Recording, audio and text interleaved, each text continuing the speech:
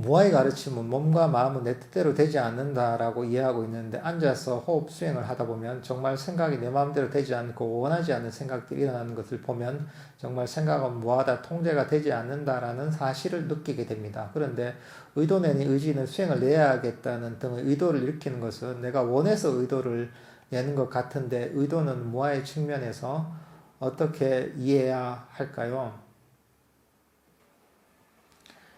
어,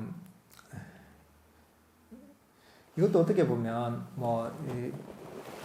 무아라는 것 자체가 그 어떤 부분은 그냥 머릿속으로 이해가 되는 측면이 있고 어떤 부분은 머릿속으로도 이해가 안 되는 측면이 있습니다. 이게 그러니까 모든 것들이 다 이해가 되면 무아를 완전히 깨뜨렸겠죠. 이게 그러니까 우리가 이 무아에 대한 완전한 이해가 없이도 무아를 활용을 하는 거거든요. 이게 무아를 다 깨뚫어서 활용하는 게 아니라 무아의 어떤 측면들은 이해가 돼서 그것을 번뇌를 버리고 탐진치를 버리는데 활용을 하는 것이거든요.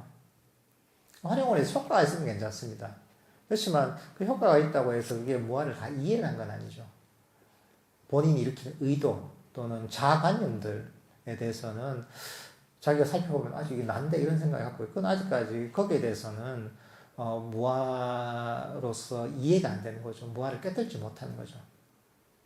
아직까지 가야 될 길이 남아있는 거죠. 그렇지만 그렇다고 해서 이게 전혀 의미가 없는 건 아니거든요. 내가 이 무아라는 것도 결국은 이걸 통해서 탐진치를 내려놓고 5가지 장애를 내려놓을 수 있는 그리고 나의 번뇌를 내려놓을 수 있다면 무아의 어떤 인식을 잘 활용하면 좋은 거죠. 무엇이든 간에 탐진치를 내려놓고 5가지 장애를 내려놓고 번뇌를 내려놓을 수 있다면 이건 뭐든지 좋은 겁니다. 이게. 결국은 결과가 좋으면 다 좋은 겁니다. 이게. 그러니까 이용할 수 있는 그런 명상의 재료들은 너무나 많은 거죠.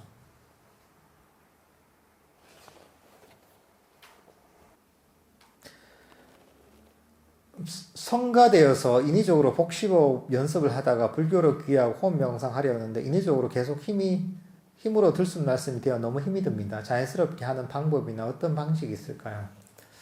그렇죠. 그 성가대나 노래를 부르다 보면은 배에 힘을 주고서 이렇게 호흡을 하게 되는데 근데 자기 자신을 돌아보면 아무리 성가대를 하더라도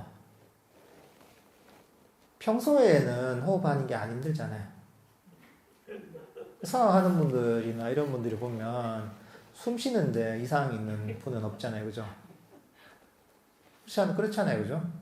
판소리를 하든, 성악을 하든, 각가지 노래에 적합한 호흡법 또는 발성법을 배워야 되잖아요. 그렇지만 그분들이 살면서 호흡하는데 문제가 생기진 않잖아요. 마찬가지거든요.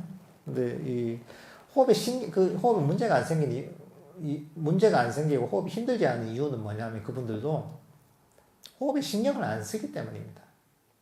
호흡을 억지로 의도를 일으켜서 평소 생활할 때 이렇게 호흡을 해야지 저렇게 호흡을 해야지 하면서 이 의도를 내지 않고 신경을 안 쓰기 때문에 그 호흡에 불편함이 없는 겁니다. 그러니까 호흡에 불편함이 있다는 것은 억지로 호흡을 만들려고 한다는 거죠. 그러니까 호흡을 최대한 가만히 내버려 두려고 하십시오. 그러니까 호흡이 아까 무아 얘기를 했지만 이 무아의 어떤 인식을 좀 활용을 해서 호흡이 내게 아니다 라고 생각하는 거죠. 호흡이 내게 아니라 그냥 나하고 관계없는 하나의 존재다 이렇게 여기면서 그냥 멀리서 멀찍이 시켜보듯이 그냥 내버려 두십시오. 우리가 먼 산을 보듯이 그냥 멀리 먼 산을 보듯이 그렇게 호흡을 본다고 생각하고 호흡에서 좀 관심을 조금 떼면 좋죠. 편안하게 그냥 이제 멀리서 호흡을 지켜본다 정도의 느낌으로 호흡에 관여하지 않으면 아무런 문제가 안 생깁니다. 호흡이 힘든 이유는 호흡에 관여를 해서 내가 의도적으로 뭔가 어떤 호흡을 만들려고 하기 때문에 힘들어집니다. 이게. 평소에 어떻게 호흡하고 있는지 자기를 한번 살펴보십시오. 평소에 안 힘들잖아요. 평소처럼 하시면 됩니다. 평소처럼 하시되 평소처럼 하다가 호흡이 뭘 하고 있나 이 정도로 관심을 가진다고 생각하면 되는 거죠. 그러면 호흡이 힘들 게 없죠. 그러니까 뭐 복식호흡을 하거나 뭐 단전호흡을 하거나 뭐 내호흡을 하거나 아무 관계 없습니다. 이게. 뭐 다들 그냥 편안하게 살아만 계시면 누구나 할 수 있는 명상법이 불교 호흡 명상입니다. 과거를 놓아버리면 과거에 대한 이해가 있어야 하는 거 아닌가요? 놓아버리는 건 어떻게 보면 회피가 아닐지 궁금합니다. 물론 이제 과거를 통해서 우리가 뭐 교훈을 얻을 수가 있죠. 과거에 대한 교훈이나 이런 것들을 얻을 수가 있죠.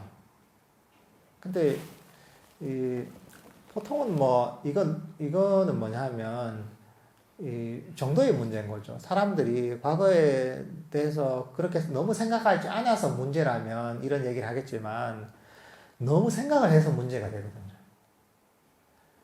과거에 대해서 끊임없이 하고 이걸 못 놓아버려서 문제가 되지 과거에 대해 생각 안 해서 문제가 되는 게 굉장히 드뭅니다. 뭐 있게 하겠죠.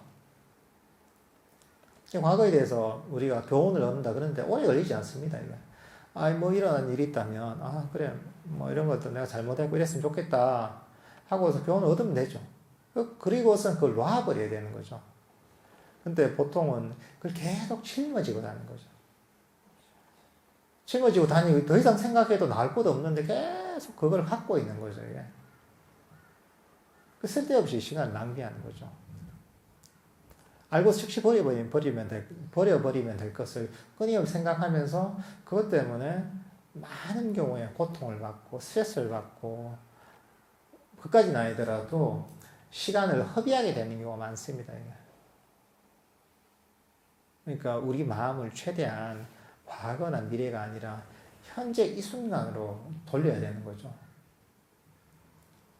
과거나 미래에 대해서 특히나 과거에 대해서 쭉 생각하다 보면 이 순간을 놓쳐버립니다. 내가 이 소중한 시간을 허비하게 되는 거죠. 그러니까 과거에 대해서 한번 보고서 내가 배울 건 좀 배우고 교훈을 얻을 건 얻고 나서 그 다음에는 빨리 놓아버려야 됩니다.